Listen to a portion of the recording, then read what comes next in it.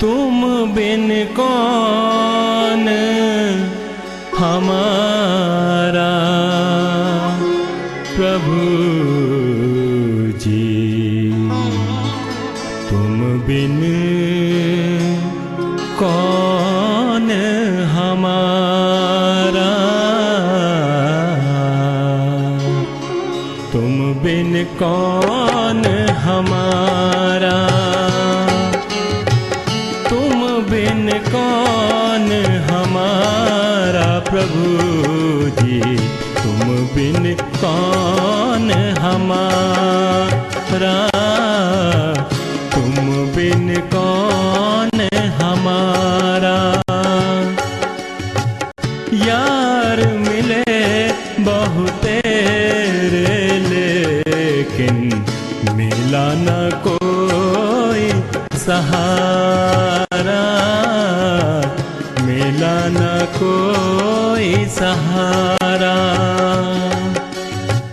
तुम बिन कौन हमारा प्रभु जी, तुम बिन कौन हमारा, तुम बिन कौन हमारा।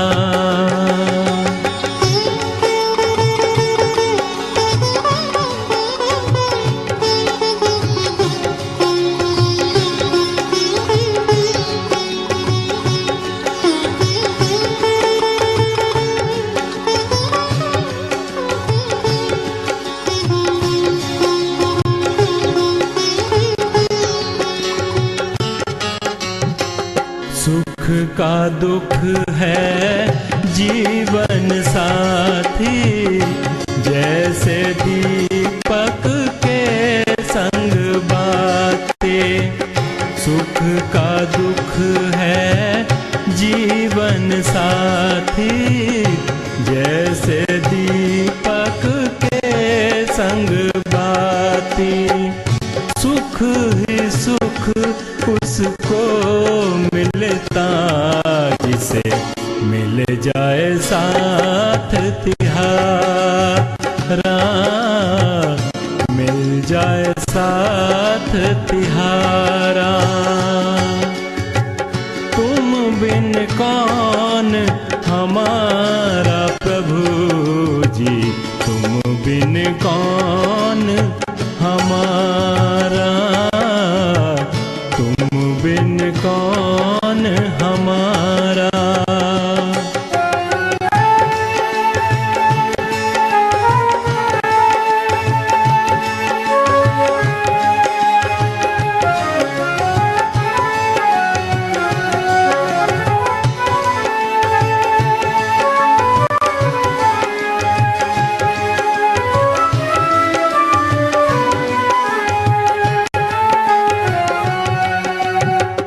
किसकी और निहारे जाऊं, केवल तुम ही हो यीशु जी।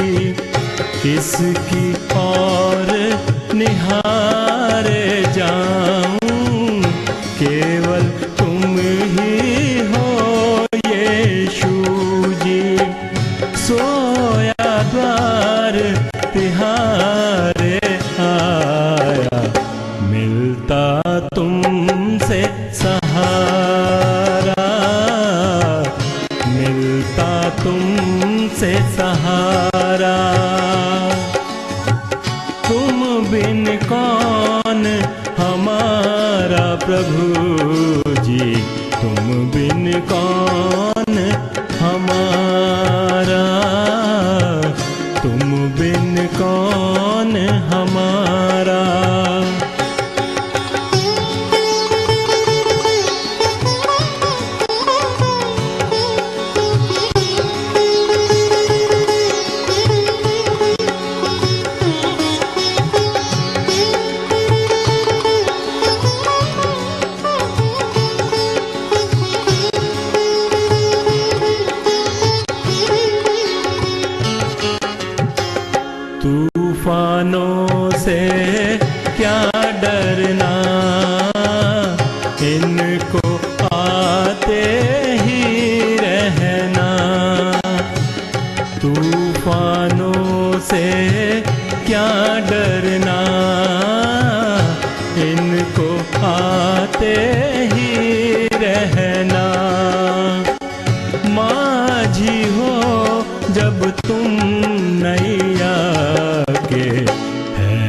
मझधार किनारा है, मझधार किनारा।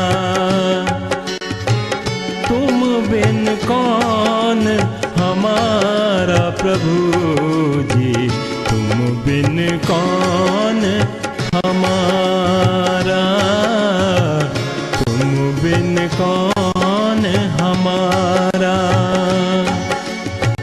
यार मिले बहुत तेरे, लेकिन मिला न कोई सहारा, मिला न कोई सहारा। तुम बिन कौन हमारा प्रभु जी, तुम बिन कौन हमारा, तुम बिन कौन। प्रभु यीशु मसीह मैं आप सबों का आज की शाम में इस्तकबाल करता हूं, स्वागत करता हूं और आप सबों को जय मसीह की कहता हूं। सुनो कि परमेश्वर का वचन अपने विश्वास रखने वालों से क्या कहता है। तब उस समय तुम मुझको पुकारोगे और आकर मुझसे प्रार्थना करोगे और मैं तुम्हारी सुनूंगा। तुम मुझे ढूंढोगे और पाओगे भी, क्योंकि तुम अपने संपूर्ण मन से मेरे पास आओगे। ये परमेश्वर पिता का पवित्र वचन है। परमेश्वर इस वचन के पढ़े और सुने जाने पर हम सबों को अपने सामर्थ्य में संभाल के रखे और आशीष दे और हम प्रभु के चरणों में बने रहे। आइए मसीह यीशु मसीजो, आज की शाम जब हम यीशु के अधिकार के प्रश्न पर मनन और चिंतन करते हैं, बड़े विश्वास हृदय के साथ प्रभु के चरणों में आए और हम प्रार्थना करेंगे। हालेलुया। सर्वशक्तिमान प्रभु परमेश्वर, धन्यवाद के साथ आज शाम प्रभु परमेश्वर हम तेरे पवित्र चरणों में हैं और धन्यवाद करते हैं, क्योंकि प्रभु परमेश्वर तू ही है जो हमारे संग साथ, तू ही है जो हमारी सारी इच्छाओं को जानने वाला, तू ही है जो हमारी आत्मिक भूख और प्यास को मिटा सकता है। प्यारे प्रभु, बड़े विश्वास हृदय से आज की इबादत में हम तेरे पवित्र चरणों के पास आते हैं और प्रार्थना करते इस इबादत के हर चरण को प्रभु तू आशीष दे और हर एक आराधना करने वाला आशीषों से भर जाए। प्रभु यीशु मसीह के जलाली नाम में इस दुआ को मांगते सुन और दया से ग्रहण करें, आमीन। आइए प्रभु यीशु मसीह में अजीजों, हम इस समय गीतों को गाकर परमेश्वर की महिमा करेंगे।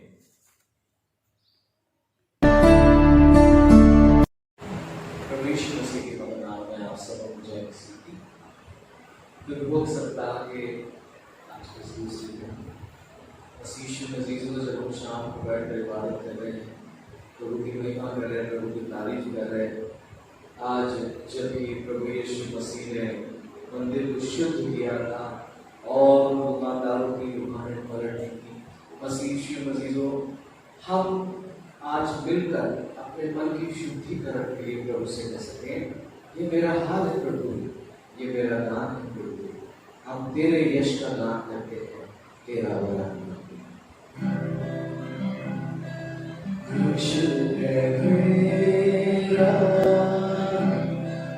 कैसा मेरा मन में वो देखा महिमा किया मुक्ति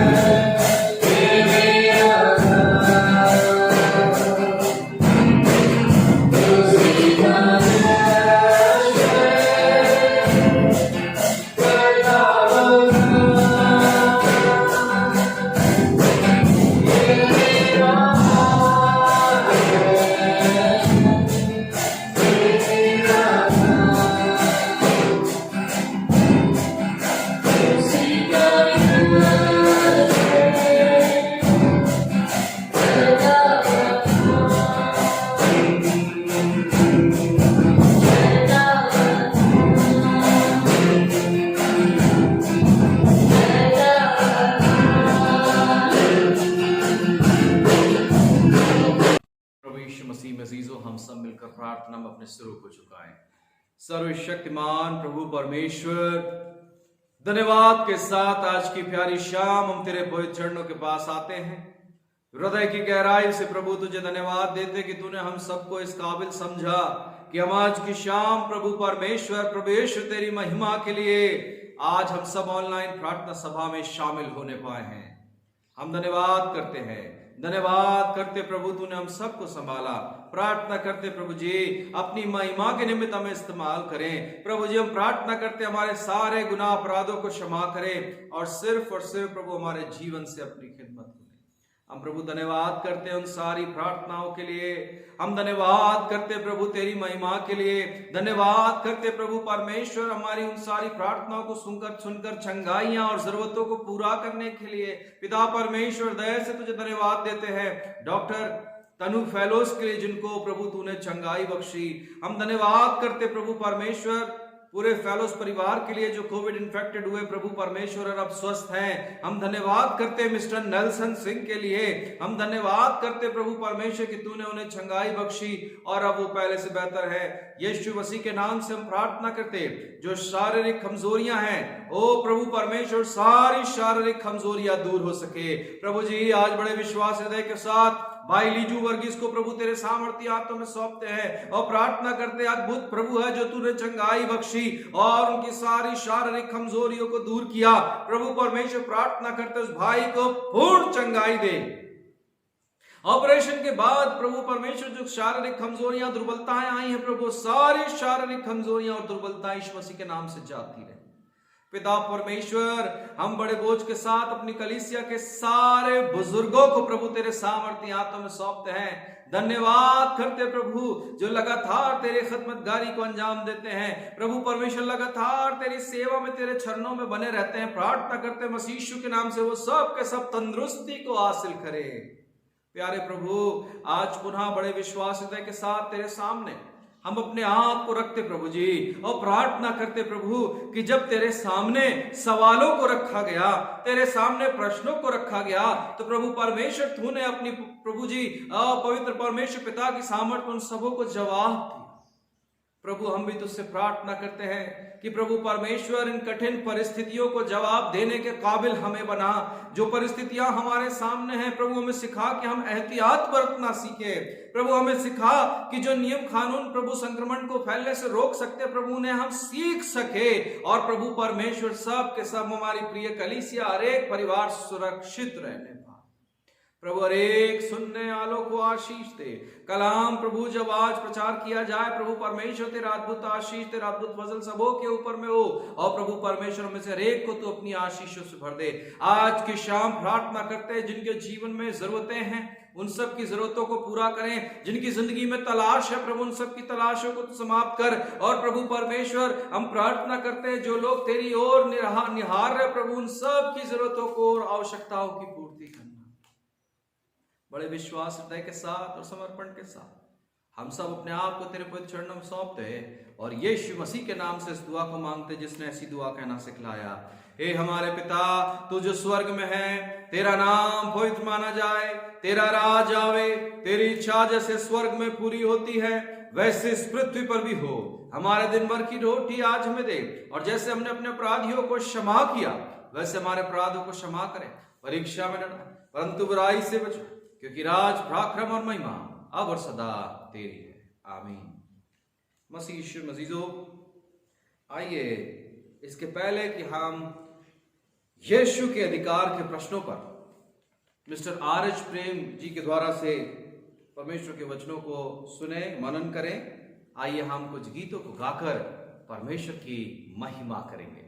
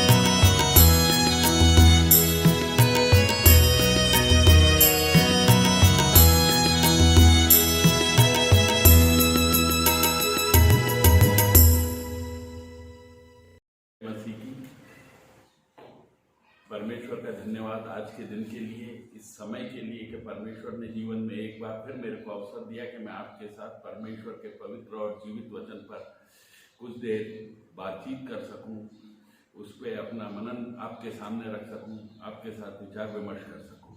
आज के मनन और चिंतन के लिए जो पाठ मैंने चुना है, जो कि मुझे विषय दिया गया है उससे संबंधित है, वो हमें पाया जाता है लूका रचित सुसमाचार, उसका 20वां अध्याय और उसके पद 1 से 8 तक। वहाँ पर इस प्रकार लिखा हुआ है,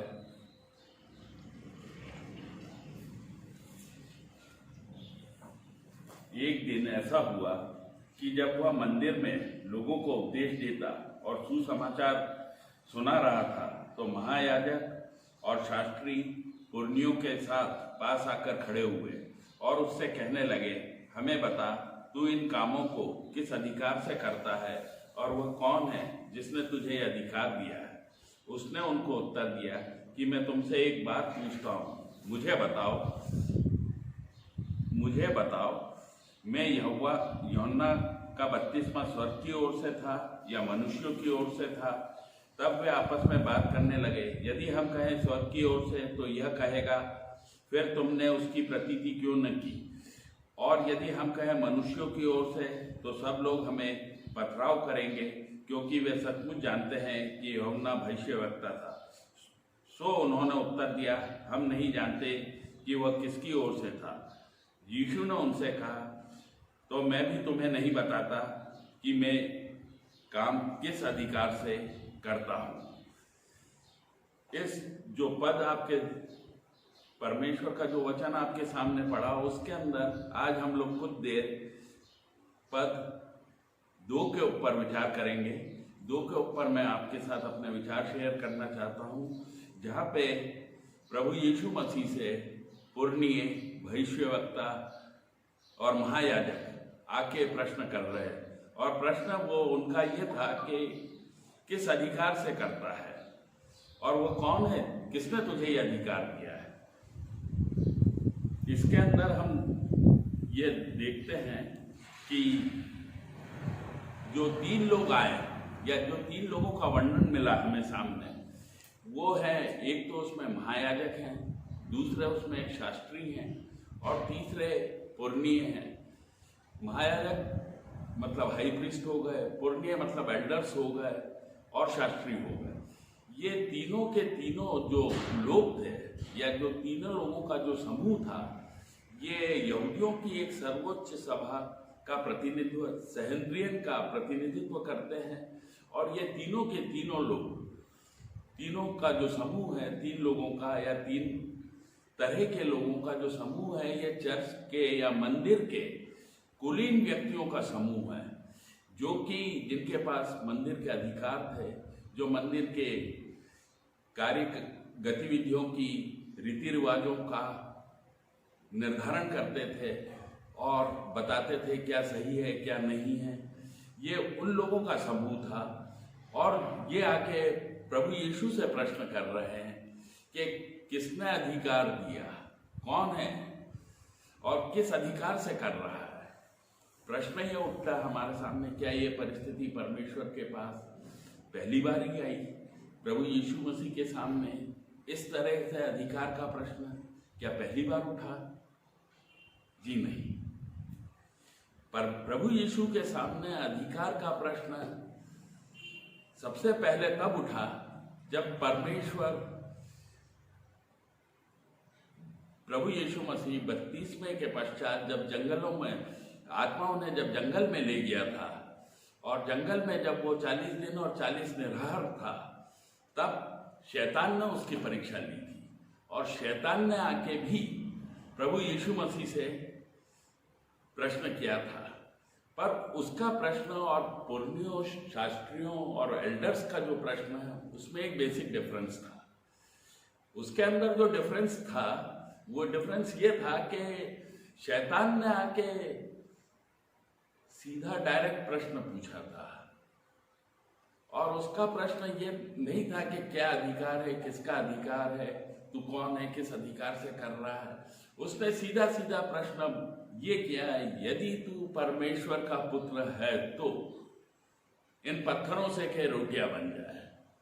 दूसरा प्रश्न उसने किया, यदि तू परमेश्वर का पुत्र है तो अपने आप को गिरा ले, तेरे लिए लिखा हुआ है कि स्वर्गदूत आएंगे और उठा लेंगे और तुझे चोट नहीं लगेगी।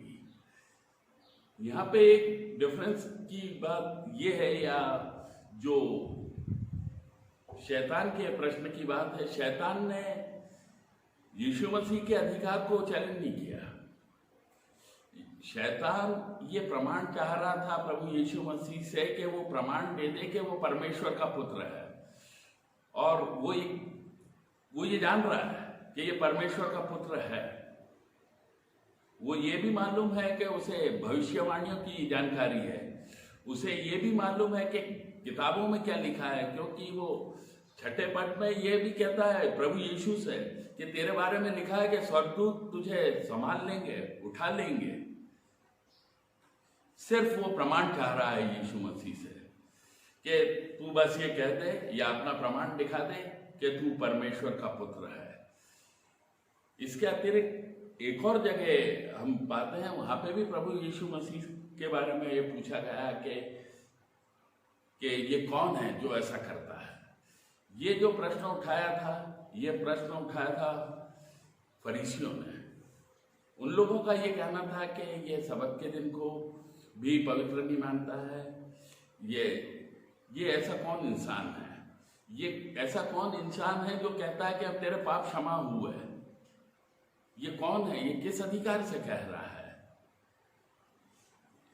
और इन दोनों में बोले पाप तो सिर्फ परमेश्वर कर सकता है, क्षमा ये किस तरह से कर रहा है।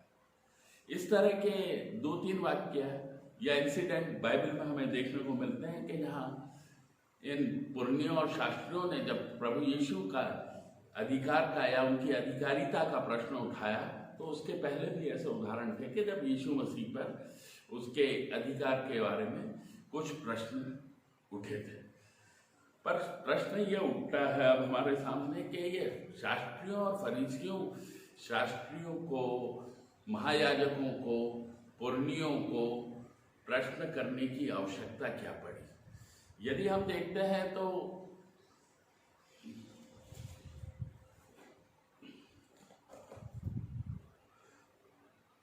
लिखा हुआ है कि उसके कामों को देखकर उन लोगों ने प्रश्न पूछा। अब प्रश्न ये उठता है कि ऐसे कौन से काम देख लिए, या ऐसे क्या काम उनको समझ में आ गए कि वो परमेश्वर से कहने लगे तो कि किस अधिकार से करता है। तो जहाँ तक प्रभु यीशु मसीह के कामों का वर्णन है, तो उसने रोगियों को चंगा किया, अंधों को आंखें दी, लंगड़े चलने लगे, कोढ़ियों को चंगा किया, लकवे से मारों को चंगा किया, हवा और पानी पर, आंधी और तूफान पर उसने अपना अधिकार दिखाया, उसने मरेवों को जलाया। ये सारे ऐसे काम थे जिससे कि जो प्रभु यीशु मसीह ने किए, और इन कामों की वजह से शास्त्रियों को और इनको और इन कामों की वजह से परमेश्वर की लोकप्रियता बढ़ने लगी। पर जो सबसे बड़ा काम परमेश्वर प्रभु यीशु मसीह ने किया, वो उनका जो काम था जिससे कि ये सब लोग एकदम व्यथित हो गए, आहत हुए, वो काम था उनका यरूशलेम में एक विजय राजा के रूप में प्रवेश। एक तो उन्होंने एक विजयी राजा के रूप में यरूशलेम में प्रवेश किया, दूसरा उसमें प्रवेश करने के उपरांत उनने जो मंदिर की व्यवस्था थी या मंदिर के अंदर जो बाजार लगा हुआ था, उस बाजार को उलट दिया। वहां लिखा हुआ उसने टेबुलें बदल दी, अर्थात उसने मंदिर का शुद्धिकरण किया। और ये मंदिर का जो शुद्धिकरण किया, इससे महायाजक लोग आहत हुए। उनके आहत होना भी स्वाभाविक था, क्योंकि मंदिर के बाहर की जगह जो कहलाती थी या जो नाम से जानी जाती थी, वो हन्ना का बाजार कहलाता था। हन्ना एक महायाजक था और उसके तंबू थे वहाँ पर, और उसके अंदर सारा व्यवसाय हुआ करता था, और उस व्यवसाय का कुछ हिस्सा निश्चित ही हन्ना को प्राप्त होता रहा होगा, और हन्ना की आय उससे प्रभावित हुई। प्रश्न ये था कि व्यवसाय हो रहा है तो परमेश्वर को, प्रभु यीशु मसीह को ऐसी क्या आवश्यकता पड़ी कि वो इस व्यवसाय को बंद कर दे। जो व्यवसाय हो रहा था वो ठीक नहीं था, गलत था, इसलिए ये आवश्यकता पड़ी कि उस व्यवसाय को वहां से खत्म किया जाए, परमेश्वर के भवन से, जो कि परमेश्वर के नाम से व्यवसाय, ऐसा व्यवसाय किया जा रहा था जिससे कि गरीब लोगों को परेशानियां हो रही हैं, उनको लूटा जा रहा है, उनको खसोटा जा रहा है। वो इस तरह से होता था कि उस समय की एक प्रथा थी कि हर यहूदी को वर्ष में कर देना पड़ता था, और ये कर जो लिया जाता था ये पवित्र मुद्रा में लिया जाता था। ऐसा नहीं कि उस समय फिलिस्तीन के अंदर ये पवित्र मुद्रा ही चलती थी, वहाँ तरह तरह की मुद्रा चलती थी। वहाँ मिस्र की मुद्रा चलती थी, यूनान की मुद्रा चलती थी, रोम की मुद्रा चलती थी, गलील की मुद्रा चलती थी, और भी 2-3 मुद्राएं चलती थी। पर जो मंदिर का कर है वह सिर्फ पवित्र मुद्रा या गलील की मुद्रा में लिया जाता था।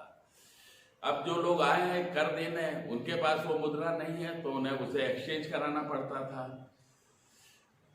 जो एक्सचेंजर थे उनकी आय की जो गणना बाइबल के स्कॉलर बताते हैं कि फसह के पर्व के समय में लगभग 1 लाख रुपए महीने हो जाती थी, जो मनी एक्सचेंज करते थे या इसके काम करते थे।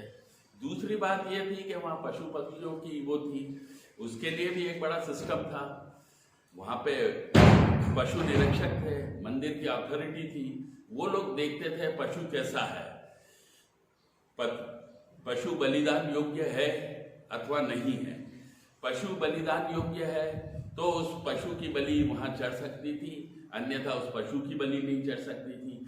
और अगर आपको बलिदान चढ़ाना है तो मंदिर प्रांगण से ही आपको पशु खरीदना। वहाँ कबूतर का, मंदिर प्रांगण में अगर कबूतर का जोड़ा 10 रुपए का मिल रहा है, वही जोड़ा बाहर 1 रुपए में मिल रहा है। इस तरह की कुछ व्यवस्थाएं थी जिसका, अच्छा ऐसा भी नहीं कि इस पैसे का उपयोग धर्म के प्रचार प्रसार के लिए, मंदिर के लिए हो रहा हो, ये भी नहीं था। ये व्यक्तिगत संपत्ति थी, और चूंकि ये रीति रिवाज इतने बढ़ा दिए गए थे और आदमी मजबूर हो गया था और इन रीति रिवाजों को तोड़ना आवश्यक था, मंदिर का शुद्धिकरण आवश्यक था, तो परमेश्वर ने, प्रभु यीशु ने उस व्यवस्था को खत्म किया। उस व्यवस्था को खत्म करने से महायाजक, पुरनीय, शास्त्री सब प्रभु यीशु से नाराज हुए, और वो, उनको ऐसा लगा कि यह हमारे आय के ऊपर, या खड़े शब्दों में बोले तो पेट पे लात है। पीठ पे लात एक बार आदमी सहन कर जाता, पर पेट पे लात बहुत भारी होती, और ये पेट पे लात उनको बहुत भारी पड़ी, क्योंकि उनका धंधा जा रहा था, उनकी आय जा रही थी, उनकी इनकम जा रही थी, उनके आय के स्रोत कम हो रहे थे। इन स्रोतों को कम होते देख वो बौखलाने लगे। अब वो ये भी जान रहे थे कि प्रभु यीशु मसीह की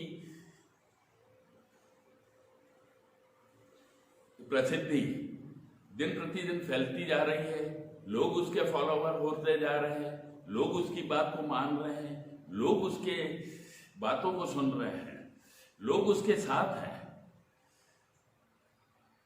तो वो प्रभु यीशु मसीह को किसी न किसी तरीके से, किसी षड्यंत्र के रूप में वो फंसा कर ये दिखाना चाह रहे थे कि ये ईश्वर की निंदा करता है, ईश निंदा करता है, अपने आप को परमेश्वर कहता है।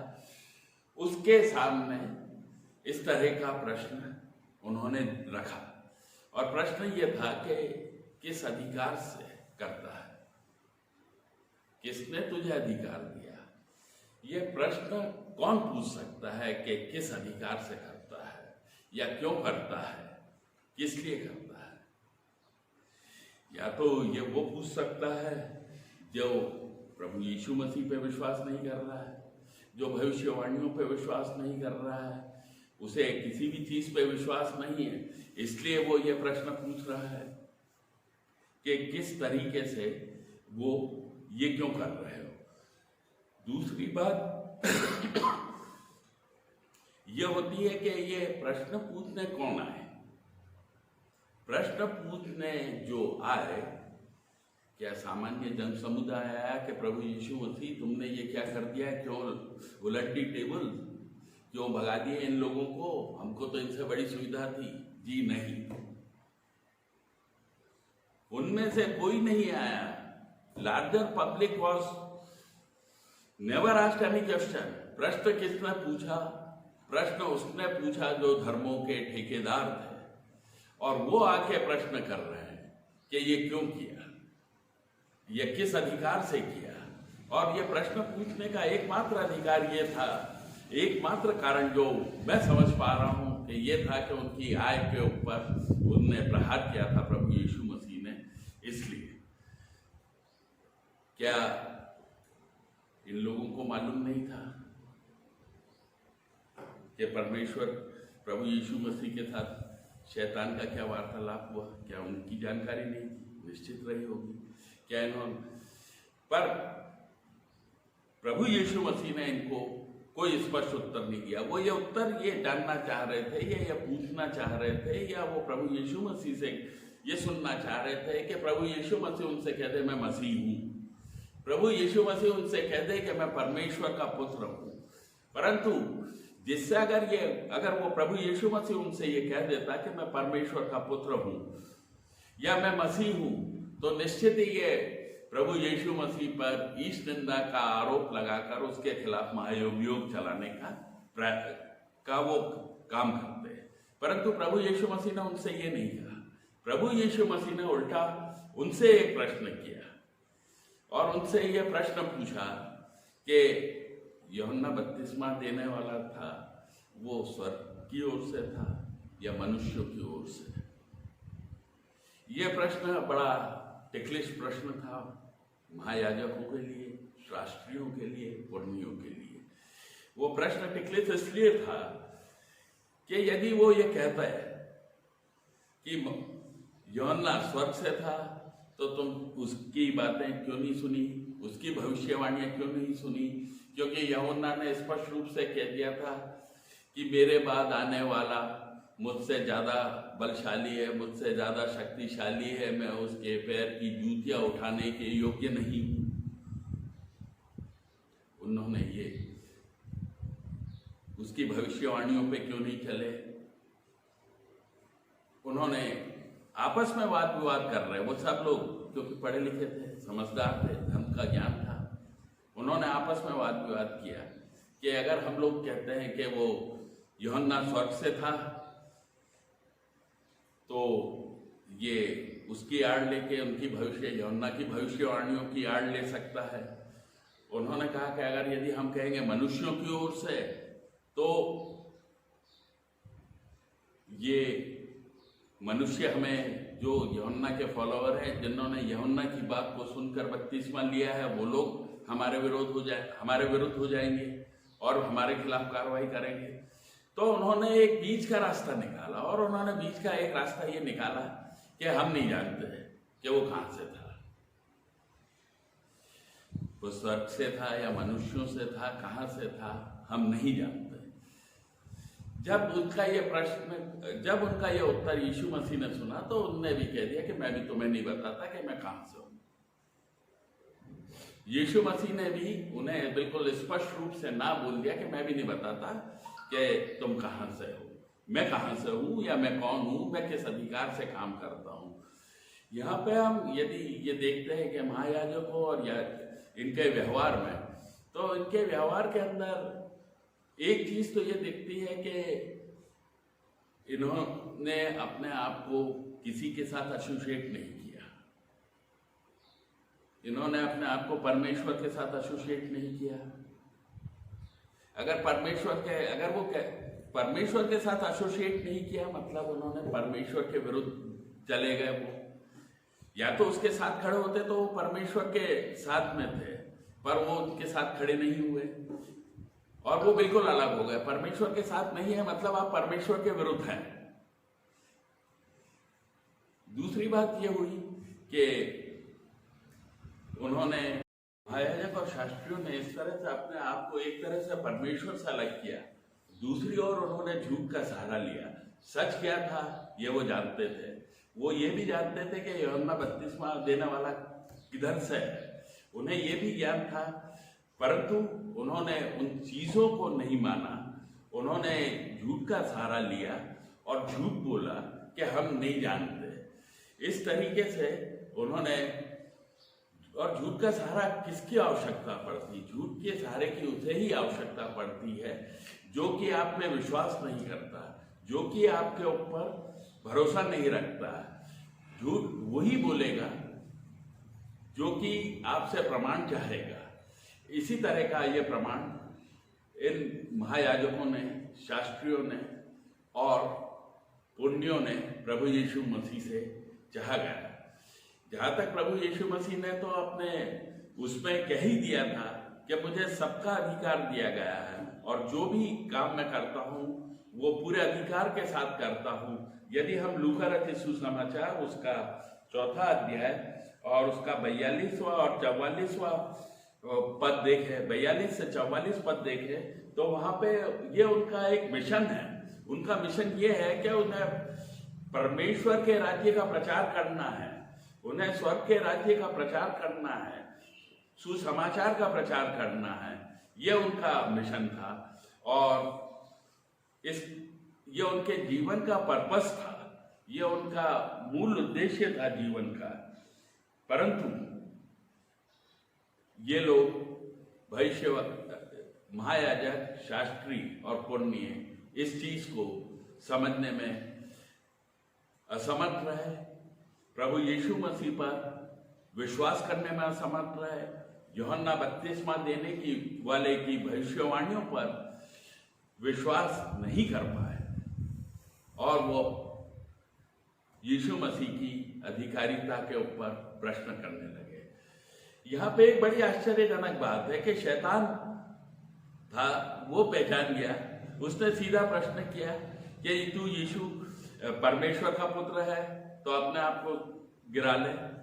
शैतान पहचान रहा है, शैतान वो चीजें जान रहा है जो कि उसके बारे में लिखी हुई है कि वो तेरे विषय में लिखा हुआ है कि तू गिरेगा तो तेरे को उठा लेंगे स्वर्गदूत। ये भी बात शैतान को मालूम है, पर इन हाई प्रीस्ट महायाजकों को ये बात नहीं मालूम, एल्डर्स को ये बात नहीं मालूम कि ये परमेश्वर का पुत्र है जिसकी भविष्यवाणी यूहन्ना बपतिस्मा देने वाला पहचान गया। जब प्रभु यीशु मसीह उसके पास गए तो उसने कहा नहीं, बोले मुझे तो तुझसे बपतिस्मा लेने की आवश्यकता है, तो पर प्रभु यीशु ने कहा नहीं, जो हो रहा है उन और इसका मुझे बपतिस्मा दो। ये वही यूहन्ना है जो कहता है कि इसकी पैर की जूतियां उठाने के लायक नहीं हूं, पर प्रभु यीशु मसीह ने उनको भी वो किया। यूहन्ना बपतिस्मा देने वाला पहचान गया, शैतान पहचान गया। शैतान तो छोड़िए, दुष्ट आत्माएं पहचानने लगी, कहने लगी है प्रभु यीशु है परमेश्वर के पुत्र, तुझे हमसे क्या काम। और ये लोग जो कि मंदिर के बड़े अधिकारी थे वो उसकी अधिकारिता पे प्रश्न कर रहे हैं। उनकी अधिकारिता का पर प्रश्न एक उनके अपने मानवीय स्वभाव के कारण था, क्योंकि उसने ऐसे काम किया और उसकी लोकप्रियता जिससे कि उन्हें यह लगने लगा कि ये हमारे लिए एक खतरा साबित हो सकता है। और इसी खतरे को देखते हुए उन्होंने परमेश्वर पे प्रश्न किए। अधिकारी, आज के दिन इस प्रसंग का हमारे से क्या संबंध, इसकी हमारे लिए क्या प्रासंगिकता है, इसकी हमारे लिए क्या उपयोगिता है। ये घटना हमें ये सोचने पे मजबूर करती है कि आज के दिन हम किस तरह के ईसाई हैं।